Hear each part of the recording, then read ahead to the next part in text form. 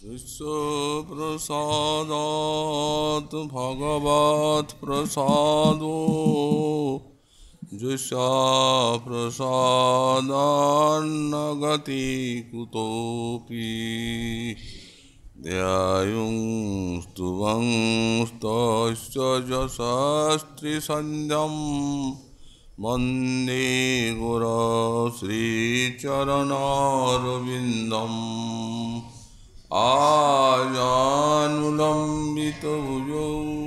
कनकावदातौ सङ्कीर्तनैकपितरौ कमलायताक्षौ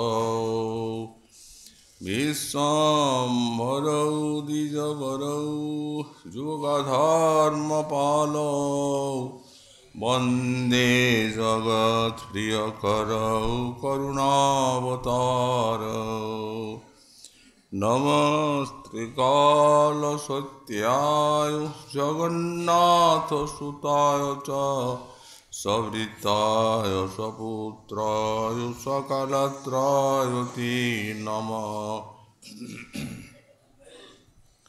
भर्हापीडाभिरामं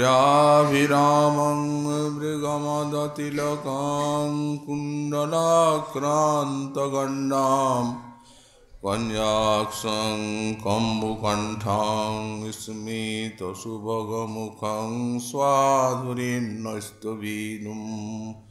श्यामं शान्तं त्रिभङ्गां रविकरवसनां भूषितं वैजयन्त्या वन्दे वृन्दावनस्थां युवतिशतवृतां ब्रह्मगोपालवेशं तप्तकाञ्चन गौराङ्गी राधे वृन्दावनेश्वरी वृषभानुसुते देवी तं नमामि हरिप्रिये।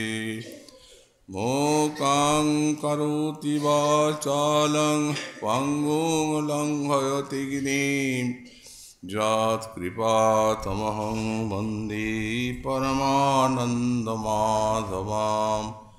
वाञ्छाकल्पतरुभ्यश्च कृपासिन्धुभ्य एव च पतितानां पावनेभ्यो वैष्णवेभ्यो नमो नमः। हरिभक्ति पराजे च हरिनामपरायण दुर्वृत्ता वा सुवृत्ता वा तेषां नित्यं नमो नमः। नमः धर्माय महते नमो कृष्णाय वेधसे ब्राह्मणे नमस्कृत्य धर्मान् मोक्षे सनातनान् नारायणं नमस्कृत्य नरं चैव नरोत्तमं देवीं सरस्वतीं व्यासं ततो जयो मुदीरये। जय रूप सनातन भट्ट रघुनाथ श्रीजीव गोपाल भट्ट दास रघुनाथ ईशय गोसाईर करे चरण वंदन जहाँ हईते विघ्न नाश विष्ट पुराण दुर्गमी पुथिमेन्द्रष्टा स्खलत्पाद गतिर्मुहु शक्रवाजुष्टिदानेन सन्त सन्तु बलं बलम्। व्याकुलचन्दिवरो विकसिता मन्दहिमारविन्दं श्रीमन्निस्सन्दनरतिरसान्दोलकन्दर्पकीली वृन्दारण्ये नवरससुधा सन्धिपादारविन्दं ज्योतिर्दन्दं किमपि परमानंदकंदम चौकास्ति। कलिजुग पावनावतार श्री श्री गौरांग महाप्रभु परमांतरंग पार्षदो परम पूज्य पादो श्री शिला प्रबोधानंदो सरस्वती चरण तार श्री श्री राधारस सुधानिधि ग्रंथे 134 সংখ্যক শ্লোকে শ্রী শ্রী রাধা মাধবের কুঞ্জবিলাস মাধুরী আস্বাদন করে বললেন, ব্যাকু সেন্দিবর বিকশিতা মন্দ হেমারবিন্দং শ্রীমৎ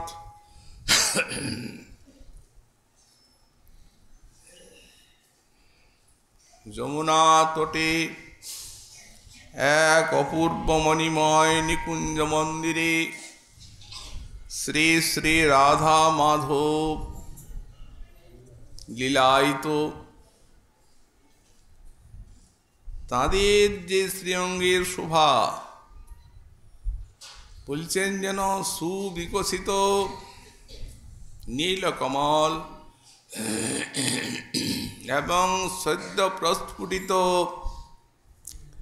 ওই স্বর্ণকমলের মতো তাঁদের অঙ্গের কান্তি এবং সৌন্দর্য। এই কমলে অপূর্ব এই মকরন্দ রস নিহিত আছে, অতি বিলক্ষণ। রতিরসের আন্দোলনে যাদের এই লীলারূপ যে মকরন্দ রসধারা অজস্রভাবে খরিত হচ্ছে, এই বৃন্দাবনে নবরস সুধা সন্দীপাদারবিন্দম, নবরস সুধা এই চরণার বিন্দের থেকে নিঃসন্দিত হচ্ছে। এই প্রকার জ্যোতির্দ্বন্দ্বম কিমপি পরমানন্দকন্দম চকাস্তি, কিমপি পরমানন্দকন্দম জ্যোতির্দ্বন্দ্বম চকাস্তি। বৃন্দাবনে কোনো পরমানন্দের কন্দ অর্থাৎ মূল স্বরূপ জ্যোতির্বৃন্দ শ্রী শ্রী রাধা মাধব শোভা পাচ্ছেন। আমরা কয়েকদিন এই শ্লোকের ব্যাখ্যা সাধন করে আসছি। পরমানন্দ কন্দ এই শব্দের ব্যাখ্যা প্রসঙ্গে আমরা শ্রী শ্রী গোবিন্দ সং ভগবতায় যে সাক্ষাৎ পরমানন্দের কন্দ বা মূল স্বরূপ, এটি আমরা গতকাল আলোচনা করেছি। এখন যুগলের বর্ণনা হচ্ছে, তাই প্রতিটি বিশেষণ এই যুগলের উদ্দেশ্যে প্রয়োগ করা হয়েছে। তো যিনি সাক্ষাৎ পরমানন্দের মূল স্বরূপ, সে যে স্বয়ং ভগবান সাক্ষাৎ মাধুর্য সিন্ধু শ্রী গোবিন্দ,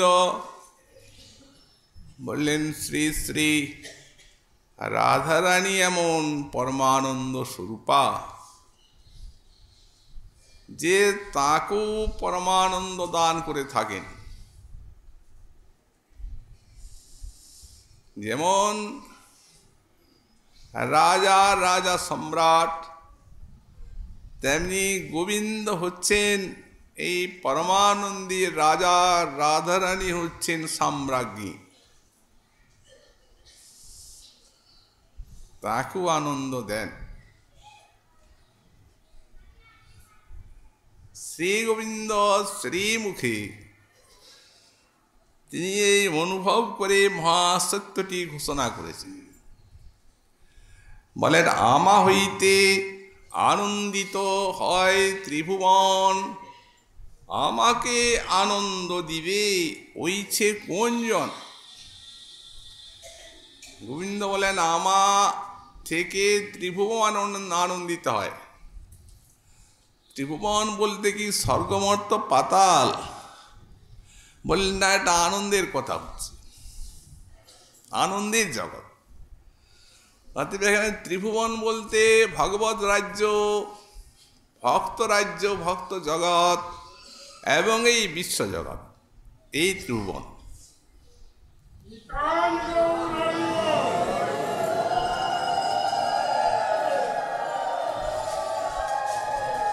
পরমানন্দ কন্দ গোবিন্দের থেকে ভগবত রাজ্য আনন্দ সঞ্চারিত হচ্ছে, বা শ্রী ভগবান তার অংশকলা সবার পরমানন্দের মূল স্বরূপ হচ্ছেন তিনি নিজে। অতএব শ্রী গোবিন্দই হচ্ছেন পরমানন্দের অক্ষয় ভাণ্ডার। ভক্ত জগতে সেই পরমানন্দ সিন্ধুর বিন্দু বিন্দু এই প্রেমের মধ্যে সে তাদেরকে আনন্দ রসে মগ্ন করে দিচ্ছে। আবার ব্যাস নারদাদি যারা আছেন তারা বিন্দু নয়, কিন্তু আপন আপন প্রেমের অনুরূপ তারাও পরমানন্দ আস্বাদন করে ধন্য হচ্ছেন। তারও অক্ষয় ভাণ্ডার গোবিন্দচরণ। তেমনি এই জগতে যে বিষয়ানন্দ, যে বিষয়ানন্দে মত্ত হয়ে সারা বিশ্বের মানুষ উন্মত্তের মতো বিষয়রসে ডুবে আছে, নানাবিধ নরকাদি যন্ত্রণা, নানা জনিতে গমনাগমন কষ্ট ভোগ করছে। বললেন সে বিষয়ানন্দের মাদকতায় সেটা গোবিন্দের কতটুকু আনন্দ? বললেন সে আনন্দ শুদ্ধ আনন্দ সিন্ধুর এক বিন্দুর আভাস কণিকা মাত্র, ক্ষুদ্রতম। সুতরাং এমন যে আনন্দ কন্দ, উনি বলছেন আমারে আনন্দ দিবে, ওইছে কোনজন? কে পারবে? বললেন যদি আমা হইতে কারো হয় শত শত গুণ, গুণ হলে তো আনন্দ পাবেন। তো বলছেন আমার থেকে যদি কারো শত শত গুণ থাকে, সেই জন আহ্লাদিতে পারে মোর মন। কিন্তু আমা হইতে গুণী বড় জগতে অসম্ভব, এ কখনো হয় না। সর্বগুণ খনি অনন্ত গুণ সিন্ধু গোবিন্দ স্বয়ং ভগবান, তার থেকে কি গুণবান আরো জগতে সম্ভবপর হয়? চতুষ্পাদ বিভূতিতে সম্ভবপর নয় কোথাও। কিন্তু উনি বলছেন একজন আছেন, একলি রাধাতে আমি তাহা করি অনুভব। মুখের কথা নয়, এটি আমার অনুভবের কথা। আমি অনুভব করে দেখেছি যে রাধারানী আমাকে অসীম আনন্দ সিন্ধুতে ভাসান। কিসে অনুভব করলেন? বললেন এই যে আনন্দের অনুভূতি, এগুলি মানুষ ইন্দ্রিয় দ্বারে আস্বাদন করে। চক্ষু, কর্ণ, জিহ্বা, নাসিকা, ত্বক, এটাই তো আনন্দের আস্বাদন। তো বললেন তেমনি এই যে আমার পঞ্চেন্দ্রিয়ে শব্দ, স্পর্শ, রূপ, রস, গন্ধের দ্বারা এই একা রাধারানী আমাকে অনন্ত আনন্দ সিন্ধুতে ভাসান। তাই নাকি? বলে হ্যাঁ বলছি। মোর রূপে আপ্যায়িত করে ত্রিভুবন, কিন্তু রাধার দর্শনে আমার জুড়ায় নয়ন। মহাজন বললেন অসমানার্থ রূপ শ্রী বিস্মাপিত চরাচর। যে গোবিন্দের রূপে সারা স্থাবর জঙ্গম বিমোহিত হয়, তাকে আনন্দ দিবি। তার রূপে সারা জগৎ আনন্দ হয়, তাকে রূপ দিয়ে আর মোহিত করবে এমন কে আছে? কিন্তু একা রাধার দর্শনে আমার জুড়ায় নয়ন। যদ্যপি আমার স্পর্শ কোটিন্দু শীতল, রাধিকা স্পর্শে আমার করে সুশীতল। যদ্যপি আমার গন্ধে জগৎ সুগন্ধ, মোর চিত্ত ঘ্রাণ হরে রাধা অঙ্গগন্ধ। পাগল করে দেয়। এই জন্যই গোস্বামীপাদ বললেন রাধারানীর গুণ একটি হচ্ছে গন্ধন মাদিত মাধবা।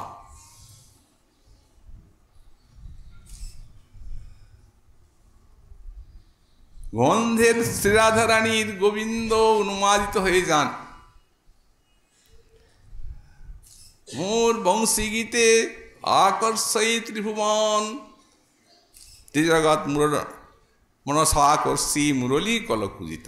গোস্বামীপাদ বললেন ত্রিজগতির মনকে আকর্ষণ করে মুরলীর ধ্বনি।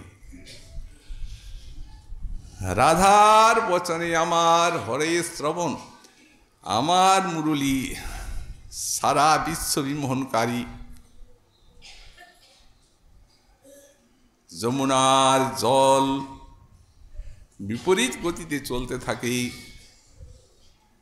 এই শ্রী বৃন্দাবনী স্থাবর জঙ্গম সব বিরুদ্ধ ধর্ম প্রাপ্ত হয়। সারা বিশ্ব এই মুরলীর ধ্বনিতে পাগল হয়। কিন্তু রাধারানীকে গীত গানও করতে হয় না।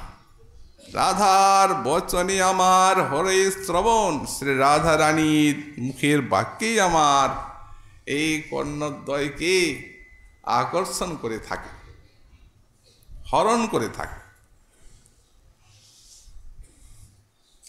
এর মতে জগতের সুখের আমি হেতু, রাধিকার রূপ গুণ আমার জীবাতু।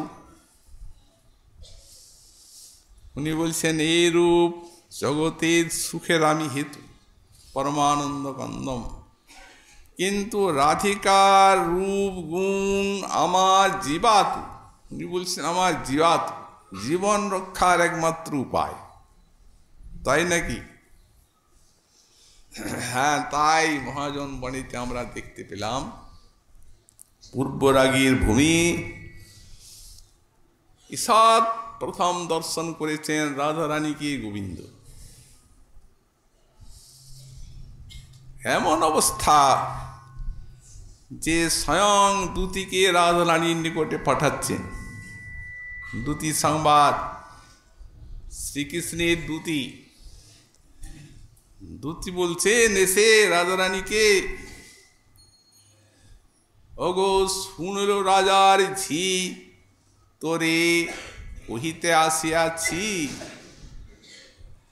কানু হেন ধন পরাণে বধিলি, এ কাজ করিলা কি? জীবাত প্রাণ রক্ষার একমাত্র উপায়। দূতীকে যে সংবাদ তিনি পাঠাচ্ছেন, এই সংবাদটাই তো দূতী বলছে। কানু হেন ধন, যিনি সারা বিশ্বের প্রজের জীবাতু,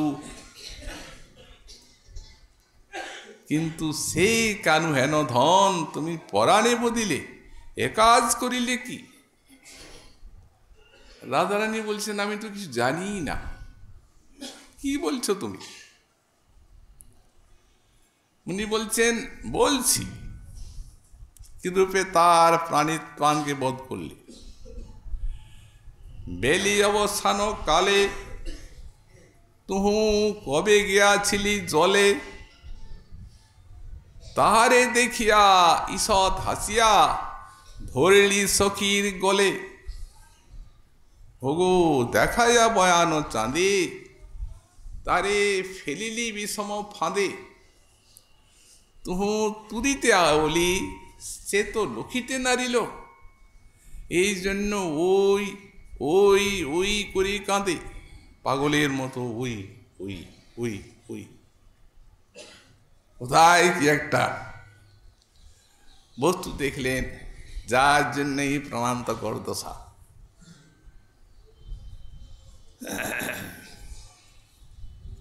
বদন দেখায়া থরি, তুহু কইলি তার মন চুরি, কবিরঞ্জন কইছে সুন্দরী,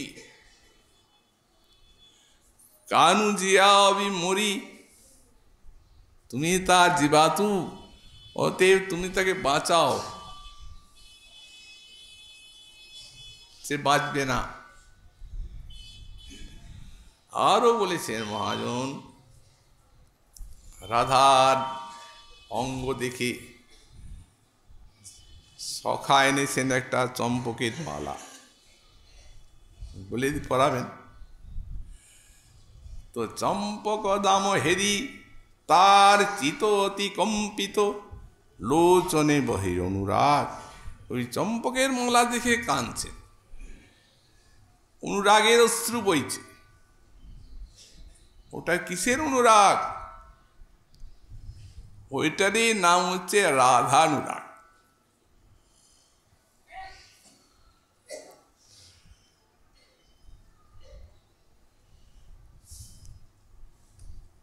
চম্পক দাম হেরি, চিত অতি কম্পিত, লোচনে বহি অনুরাগ।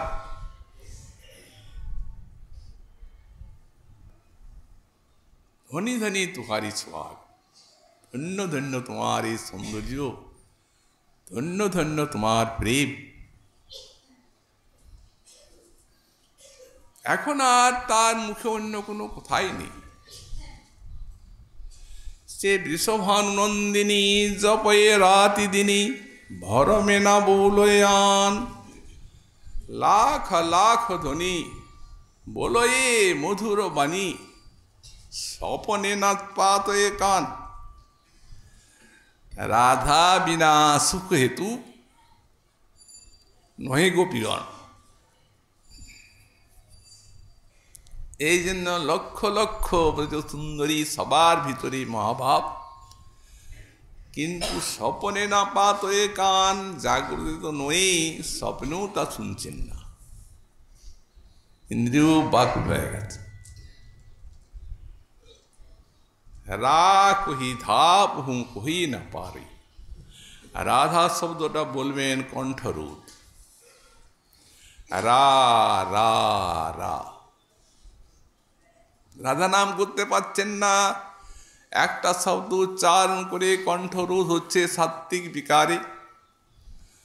রাধা নাম সপ্রকাশ এমন ভজনকারী পেয়েছেন সাক্ষাৎ গোবিন্দকে। অতএব রাধা নাম বলছেন যে তুমি আমাকে উচ্চারণ করতে পারলে না, কিন্তু আমি তো তোমায় ছাড়ব না।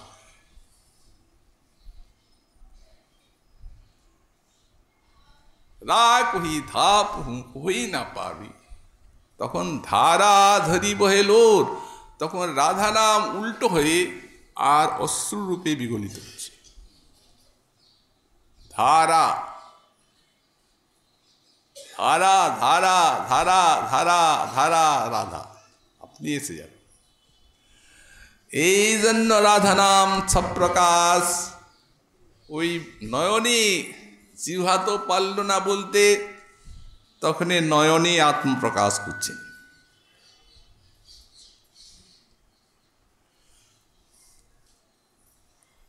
তুয়ার রূপ অন্তরে জাগই নিশিদিনী, ধ্বনি ধ্বনি তুহারি সোহাগ। ধন্য ধন্য তোমার সোহাগ, তোমার প্রেম। গোবিন্দ দাস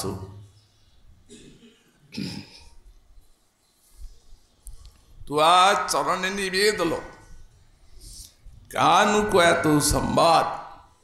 দুটি বলছেন তো,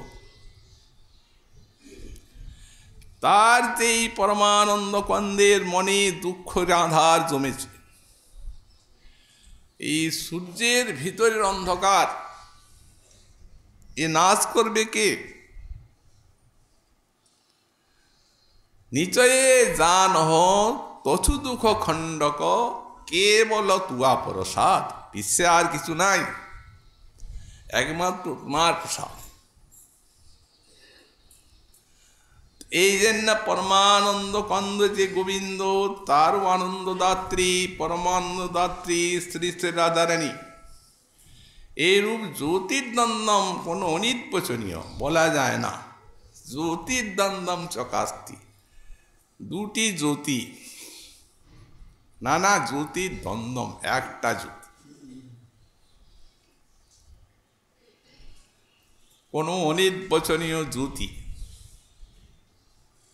তো একটি শ্যামকান্তি আর একটি স্বর্ণকান্তি, একটি মেঘের মতো দ্যুতি আর একটি বিদ্যুতের মতো দ্যুতি, তা এক কান্তি কি করে হলো? মহাজনীর অনুভব আছে।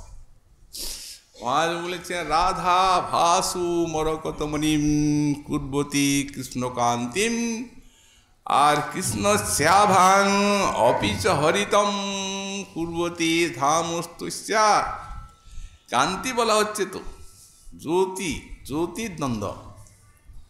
তো যখন এক জায়গায় থাকেন তখন রাধারানীর যে কোটি বিদ্যুতের মতঙ্গচ্ছটা ওই গোবিন্দের উজ্জ্বল শ্যামকান্তির ভিতরে প্রবিষ্ট হয়ে যায়, এবং সেই নবঘন শ্যামলকে তিনি মরকতমণির মতো করেন। মরকতমণি মানে অনতি শ্যামল, ওটা এইরকম শ্যামল নয়। আর কৃষ্ণ শ্যাভাং অপিচ হরিতং কুর্বতী ধামস্তুষ্যা, তুষ্যা ধাম, অর্থাৎ রাধারানীর যে অঙ্গের কান্তি সেটিকে শ্রীকৃষ্ণের অঙ্গচ্ছটা প্রবিষ্ট হয়ে আর সেই মরকত কান্তির মতোই করছে। তাহলে দুইটি মরকতমণির মতো কান্তি। কিমপি এটি অনির্বচনীয়, এ কি বলবার জিনিস? এ বলার কথা নয়।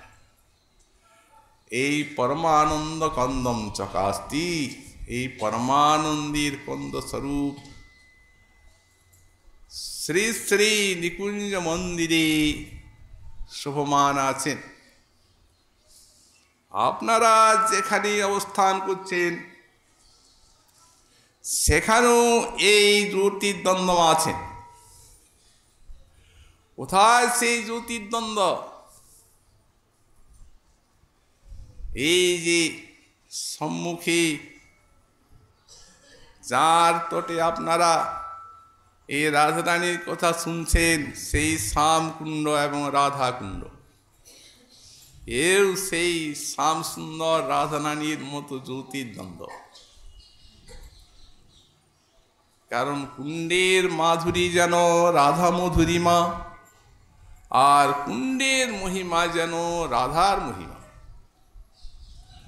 তো সুতরাং কুণ্ডরূপে বিরাজিত আছেন সাক্ষাৎ রাধারানী। বলে তো কুণ্ডের মাধুরী যেন রাধা মধুরিমা, আর মহিমাটিও এই কুণ্ডের রাধারানী তুল্য। তেমনি শ্যামকুণ্ড সাক্ষাৎ শ্যাম কুণ্ডরূপে আছেন, বিশ্বে বিরাজিত। এই যে রাধাকুণ্ড শ্যামকুণ্ড, সাক্ষাৎ রাধা শ্যাম সুন্দর বিরাজ করছেন এখানে কুণ্ডরূপে। আজকে সেই শ্রী শ্রী রাধা শ্যামকুণ্ডের উৎপত্তি দিবস।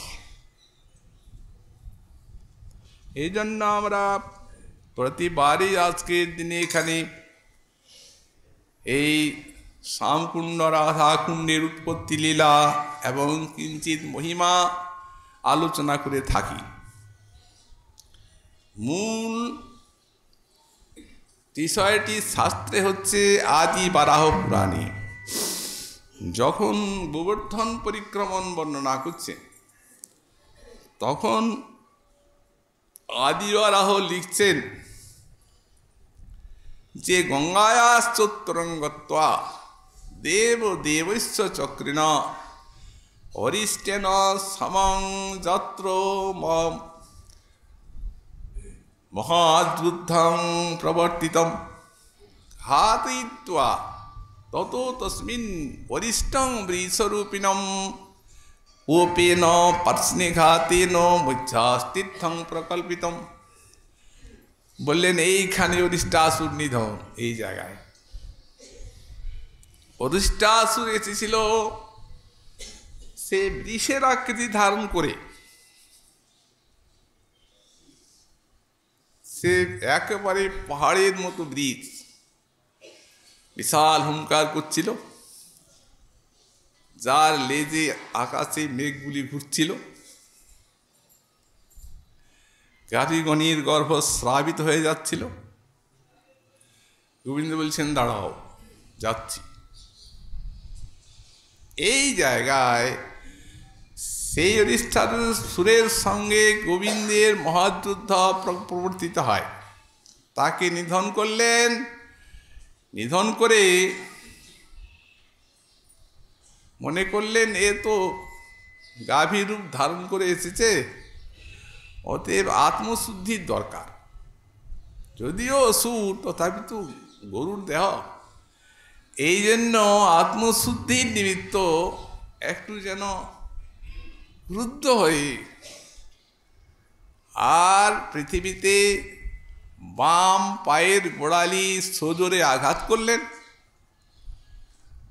এবং এইভাবে একটি মহাতীর্থের সেখানে প্রকাশ করলেন। তাতে স্নান করলেন। স্নান করে আর শুদ্ধ হয়ে গেলেন।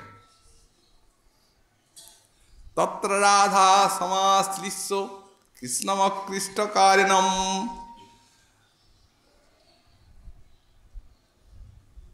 সর্বকৃতং নিজ কুণ্ডং সর্বস্বভাব। সেইখানেই রাধারানী তখন কৃষ্ণকে আলিঙ্গন করে, আশ্চর্যকর্মা কৃষ্ণকে, তাকে আলিঙ্গন করে একটি তীর্থ করলেন, কুণ্ড করলেন রাধারানীও। রাধা কুণ্ডমিতি খ্যাতম সর্বপাপহরং শুভম। তাঁরই নাম শ্রী রাধাকুণ্ড, সর্বপাপহর এবং পরম শুভ, প্রেমদাত্রী। এই পুরাণের কথা। এই প্রকটকে অবলম্বন করি। প্রকট মানে নিত্যই প্রকট, সাক্ষাৎ ধাম সবই তো নিত্য। কিন্তু যেমন গোবিন্দ কৃষ্ণতনু সম বলা হয়েছে, অতএব যেমন গোবিন্দ আবির্ভাব তিরোভাব, তেমনি কুণ্ডেরও এই ধামেরও আবির্ভাব তিরোভাব। তিরোভাব হয়েছিল, এখন এই দিনে ওই আবির্ভাব লীলাটি হলো। তো আমাদের শ্রীমদ্ ভাগবতী অরিষ্টাসুর নিধন প্রসঙ্গে একটি শ্লোকের ব্যাখ্যায়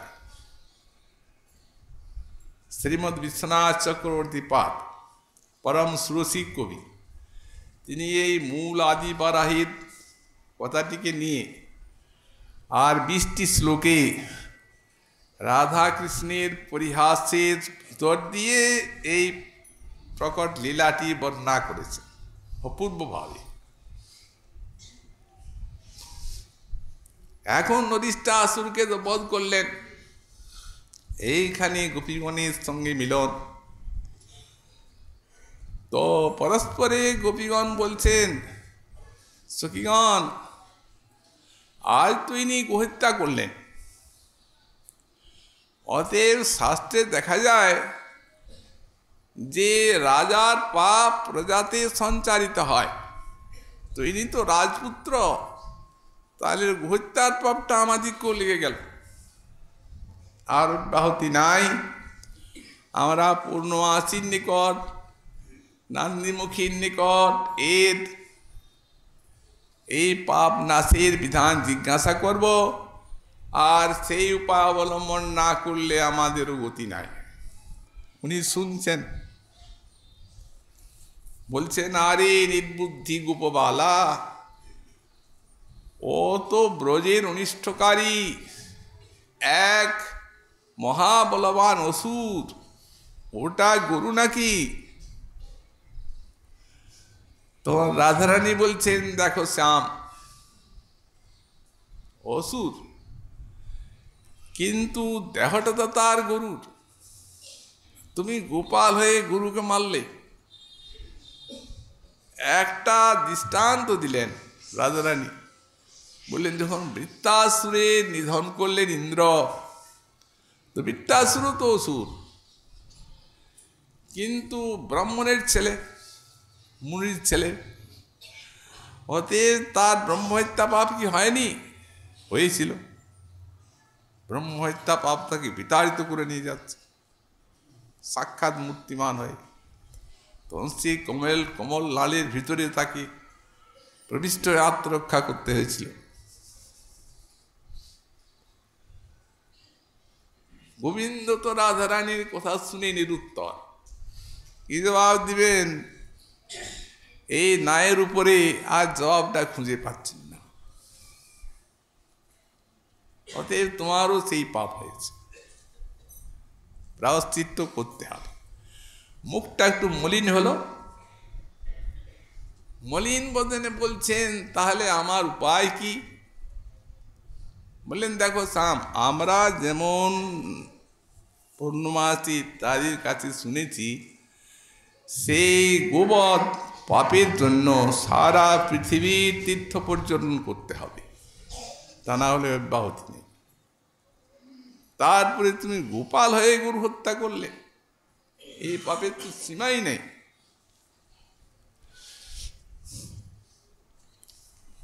গোপীগণ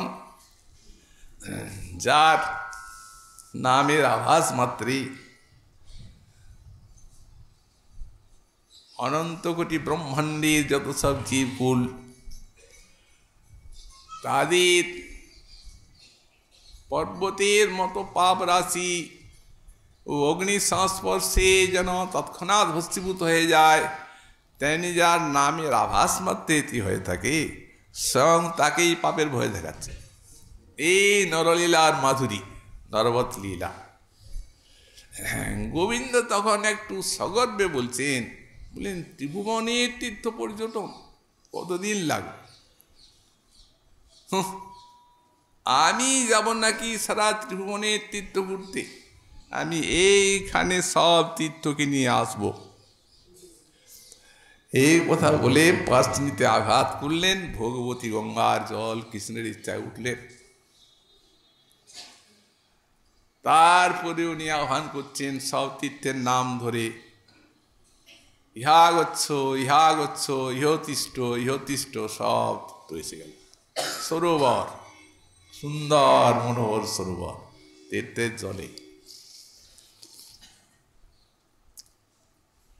তো শ্রী গোবিন্দ বলছেন দেখো গোপীগণ, এইখানে সব তীর্থকে আমি আনলাম। গোপীগণ বলছেন তোমার কথায় আমাদের বিশ্বাস হয় না, কি করে জানবো যে তুমি তীর্থ আনলে? তখন গোবিন্দ চিন্তা করতেই তীর্থগুলি সব উঠছে একে একে। এই দেখুন আমি ক্ষীর সাগর, এই দেখুন লবণ সমুদ্র আমি, এই দেখুন আমি সিন্ধু, এই দেখুন আমি গঙ্গা, এই পুষ্কর, এই কুরুক্ষেত্র, এই প্রয়াগ, এই সোন, সব জল দেখাচ্ছে না ওইখানে ঢুকছে। আর কিছু বলার উপায় নেই। তখন তিনি বুক ফুলিয়ে সেই সর্বতীর্থে জলে স্নান করলেন। তারপরে উঠে বলে এখন তো ছব স্পর্শযোগ্যতা লাভ করতে পারবে না বলেছিলেন, তো দেখো আমি এই তীর্থ করলাম এবং এই তীর্থকে আমি এখানে অনন্তকাল পর্যন্ত রাখব, আর সারা বিশ্বে এই তীর্থের মহিমা প্রকাশ করব আমি। আর তোমরা কি করেছো? কোনো ধর্মকর্ম করলে জীবনে? কেবল দুধ ফুটাবে আর দধি মন্থন করবে, এই গোপীরা আর কি কাজ আছে? তাঁর স্পর্ধা দেখে রাধারানী সখীগণকে বলছেন দেখো সখীগণ, আমিও একটা কুণ্ড করব, অতএব তোমরা যত্নবান হও যাতে আমি কুণ্ড করি, এর থেকে ভালো হওয়া চাই।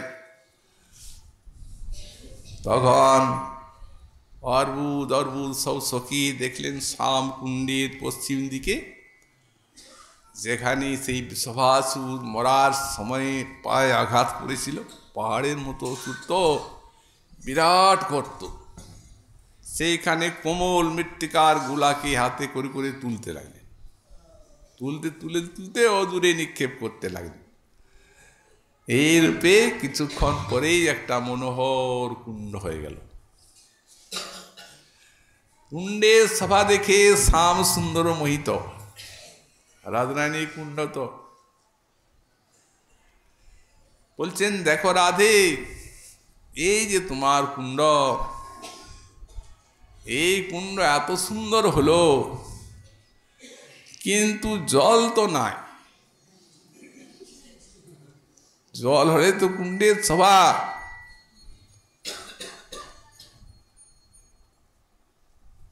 এই চাঁদের শোভা আকাশে, আর আকাশের শোভা চাঁদে, আর উভয় মিলে শোভা রাত্রির। তেমনি জলের শোভা হচ্ছে কমলে, আর কমলের শোভা হচ্ছে জলে, আর উভয়ের শোভা হচ্ছে সরোবরে। তেমনি তোমার কুণ্ডে জল নেই, তো আমার কুণ্ডে তো সব তীর্থে জল আছে, তুমি নিয়ে যাও। উনি তখন নাসিকা কুঞ্চন করছেন, না না না না না না, গোবোধ পাপ, কুণ্ডে গোবোধ মহাপাপ আছে, মহাপাপের জল আমি নেব না, মহাপাপ লিপ্ত হয়ে আছে। অতএব আমার যে অর্বুদ অর্বুদ সখী, আমি সব সখীকে নিয়ে আর পবিত্র মানস গঙ্গার জল 100 কোটি কলসিতে নিয়ে আস, আর এই কুণ্ডকে পূর্ণ করো।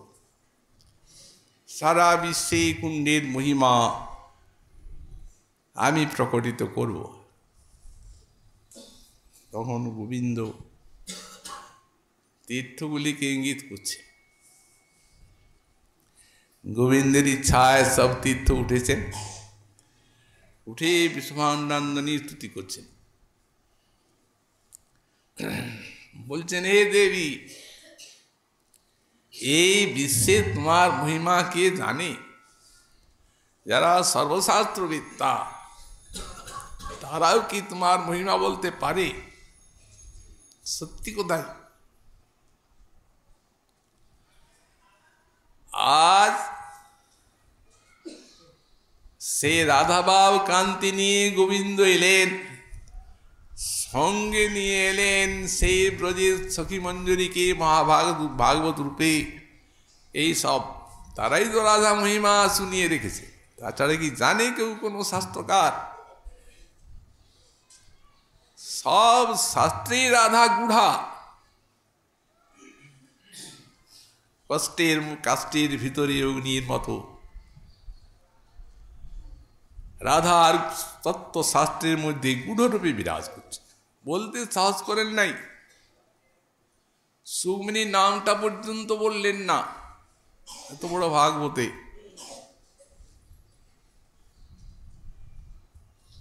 কারণ সেই মহাভাবীর মূর্তির স্মৃতিতে তাকে আর এই 7 দিনে ভাগবত শেষ করতে হতো না। অথচ যারা হরিকথা বলেন এবং শুনেন, তাদের কাছে মূর্ছাটাই বড় জিনিস নয়, তাদের কাছে আস্বাদনটা বড়, যাতে ধৈর্য ধরে আস্বাদন করতে পারে। এই জন্য দেখলে নাম করতে গেলেই বিপদ আছে, মূর্ছিত হয়ে পড়ব। তো সুতরাং শাস্ত্র কি প্রকাশ করতে সাহস করেন? তীর্থগণ বলছেন, নারদ, ব্রহ্মা, মহাদেব, তারাও তোমার মহিমা জানেন না। উদ্ধব প্রভৃতি মনীষী তোমার মহিমাকে মনে মনে চিন্তা করে থাকেন, ভাবেন মাত্র। একজন জানেন, কিঞ্চিত। তিনি কে? বললেন, যিনি তোমার সেবা করেন, তোমার প্রস্রেদ মার্জন করেন নিজের পীতবাসে, সেই গোবিন্দ জানেন। তোমার চরণে যাবক পরাণ, রত্ননূপুর সেই চরণে পরাণ, আর আনন্দ সাগরে ভাসেন। তুমি যদি একটা প্রসাদ দৃষ্টি তার দিয়ে পাত করো, তবে তিনি আপনাকে ধন্যতম বলে মনে করেন। হে দেবী, ওই তারই আদেশে আমরা এখানে এসেছি। তার প্রাচনিঘাত সরোবরে তার আজ্ঞাক্রমে এসেছি, কিন্তু তোমার কৃপা যদি না পাই তাহলে আমাদের আশার পরিশ্রম সফল হয় না। অতএব দেবী, তুমি করুণা করো, আমাদের তৃষ্ণা তরু সফলিত করো। তখন রাধারানী বলছেন, তোমাদের কি তৃষ্ণা তা জানো? তো তীর্থগণ বলছেন, আমরা তোমার কুণ্ডে থাকব, যাব এবং তোমার কুণ্ডে বাস করব, তাহলেই আমাদের এই তীর্থ নাম সফল হবে। রাজারানী তখন কান্ত বদনাবজি একটা বিলুল কটাক্ষপাত হচ্ছে। এই কটাক্ষটির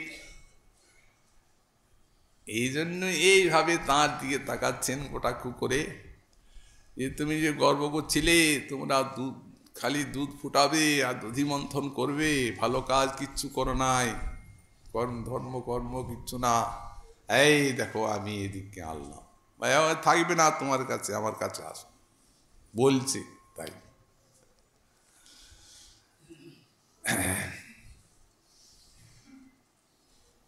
করুণাময়ী ঈশ্বরী বলছেন, আচ্ছা এসে যাও। সখীগণ সব অনুমোদন করলেন। তখন তীর্থগুলি সেই মাঝের ভিত্তিকে ভেদ করে রাধাকুণ্ডকে পূর্ণ করলেন। সেকালে এই কুণ্ডের প্রকাশে সমগ্র জগৎ প্রেম রস আস্বাদনে মগ্ন হলেন। কারণ এ তো সাক্ষাৎ রস না, রাজরানী সাক্ষাৎ মূর্তিমতী মহাভাব স্বরূপিণী। অতএব জল তো জল নয়, রস উল্টো নাম ধরে ঈশ্বররূপে বিরাজ করছে। গোবিন্দ সভা দেখে বলছেন, হে রাধে, আমার মহিমার থেকে, কুণ্ডের মহিমার থেকে তোমার কুণ্ডের মহিমা অধিক হোক, এবং আমি এখানে রোজ স্নান করব, জলকেলি করব, আর তুমি যেমন আমার প্রিয়া, তোমার কুণ্ড আমার সেই প্রকোপ সেই রূপ প্রিয়। যথা রাধা প্রিয়া বিষ্ণু তস্যা কুণ্ডং প্রিয়ং তথা পুরাণে কথা বললেন।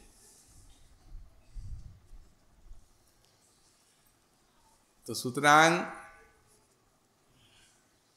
এই কথা শুনে রাধারানী বলছেন, হে শ্যাম, আমিও নিত্য তোমার কুণ্ডে সখীগণ সঙ্গে স্নান করব, আর তোমার কুণ্ড তীরে যারা অবস্থান করবেন এবং স্নান আদি করবেন, বললেন তারা আমার কৃপা লাভ করবেন। এই রূপে পরস্পর পরস্পরের কুণ্ডের মহিমা বলে, আর সেই রাত্রি রাধা বিদ্যুৎ কর্তৃক সমালিঙ্গিত হয়ে আর কৃষ্ণ মেঘ এইখানে রাস করে আর রসবর্ষণ করলেন। এই আজকার দিনে এই জন্যেই আমাদের শ্রীল গোস্বামী পাদ বললেন এই রাধাকুণ্ড শ্যামকুণ্ডের, এই যে রাধাকুণ্ডের মহিমা, সে রাধাকুণ্ডের মহিমা সাক্ষাৎ শ্যাম সুন্দরের শ্রীমুখের উক্তি, শ্যাম ভগবানী। তো সুতরাং अपि जनैः कश्चित् यस्य सेवा प्रसादै प्रणयलता सुरस्यात् यस्य कष्टेन्द्र सूनु सवदि किल मदीसा दास्य पुष्पशस्या तदति सुरभि राधा कुंड व्यवाश्रय में कुंडाश्रय गोस्वामी पाद श्रीपाद रघुनाथ दास गोस्वामी चरण महाप्रभुर कृपाते कुंड के आश्रय करलें एवं कुंडेर महिमा द्रष्टा ऋषि तिनि नानाभावे कुंड महिमा राधारानी महिमा कीर्तन करेছেন एवं संकल्प करेছেন जी यही मम संवास अत्रि मम संवास यही मम संस्थिति এইখানে আমি থাকব এইখানে আমার সম্যক রূপে স্থিতি যেমন যেমন বুদ্ধদেব যখন বোধি তরুমূলে বসেন তখন আসন পেতে বসলেন বসে প্রতিজ্ঞা করছেন ইহাসনে শস্যতু মে শরীরম ত্বক অস্থি মাংসং বিলঞ্চ জাতু এই আসনে আমার শরীর শুষ্ক হয়ে যাক আমার দেহের ত্বক অস্থি মাংস সব বিলয় প্রাপ্ত হয়ে যাক অপ্রাপ্য বোধিং বহুদূর্ণ জন্ম দুর্লভম ইহা স্নাত নৈমতি চলিষ্যতি আমি আসনের থেকে নড়ব না যতক্ষণ পর্যন্ত না এই সেই বহুজন্ম জন্ম দুর্লভ বোধি বা জ্ঞান লাভ করতে পারি তো আমাদের গোস্বামী পাদ সেই রকম সংস্কৃতি সম্বাস ইত্যাদি শব্দগুলি দিয়েছেন যতক্ষণ পর্যন্ত না রাধা কৃষ্ণের প্রসাদ লাভ করেন এখানে বাস করবে এই সংকল্প এই রাধাকুণ্ড ব্রজ মুকুটমণি সর্বশ্রেষ্ঠ গোস্বামী পাদ গুণের বাণীতে সেও জানা যায় শ্রীরূপ গোস্বামী পাদ লিখেছেন বৈকুণ্ঠাজনিত বরা মধুপুরী তত্রাপি রাসোৎসবাদ বৃন্দারণ্য মুদার পাণিরমনাথ তত্রাপি গোবর্ধন রাধাকুণ্ড মিহাপি গোকুলপতে প্রেমামৃত প্লাবনাথ কুর্যাৎ অশ্ব বিরাজত গিরিতটে সেমাং বিবেকী ন কহ কোন বিবেকী এই রাধাকুণ্ডের সেবা না করবে শ্রী রঘুনাথ দাস গোস্বামী পাদ বললেন এই কুণ্ডে যে কোনো সেবা যে কোনো জন যেমন প্রণাম আছে যেমন পরিক্রমণ আছে যেমন পূজা আছে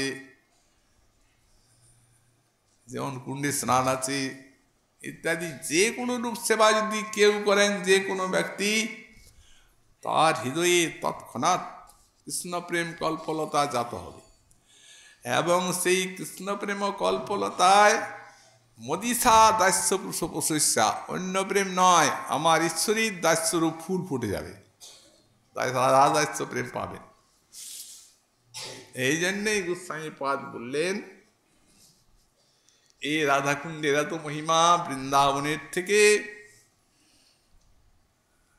বৈকুণ্ঠের থেকে এই বৃন্দাবন শ্রেষ্ঠ এবং এই বৃন্দাবনে কারণ শ্রী বৃন্দাবনের রাসাদি লীলা তার থেকেও শ্রেষ্ঠ হচ্ছেন শ্রী গিরিরাজ গোবর্ধন কারণ 7 অহোরাত্র ভগবানের হস্তে বিদ্যমান ছিলেন সর্বশ্রেষ্ঠ হচ্ছেন এই শ্রী শ্রী রাধাকুণ্ড এখানে প্রেমামৃত প্লাবনাথ প্রেম রসের বন্যা চলছে প্রেম রস সিন্ধু এখানে উচ্ছ্বসিত হয়ে উঠছে রাধা মাধবী লীলা রস অধ্যানীলা স্থান অতএব অতি সুরভি অত্যন্ত যশস্বী রাধাকুণ্ডকে কোন বিবেকী না সেবা করবে প্রত্যেকেরই করা উচিত আজ সেই কুণ্ডের উৎপত্তি লীলা বিশ্বের সব সহস্র সহস্র লক্ষ লক্ষ ভক্ত সব পুণ্য ভক্তি লভাতু সব এসে শ্রীকুণ্ডদয়ী স্নান করবেন এবং রাধারানীর কৃপায় এই সুকুণ্ডের প্রসাদ লাভ করে প্রেম লাভ করে ধন্য হবেন। আমরা শ্রীমন মহাপ্রভুর কৃপা হলে আবার আগামীকাল পরবর্তী শ্লোকের ব্যাখ্যা সাধন করব। আজকে আমাদের শ্রী শ্রী ভাগবতী কথা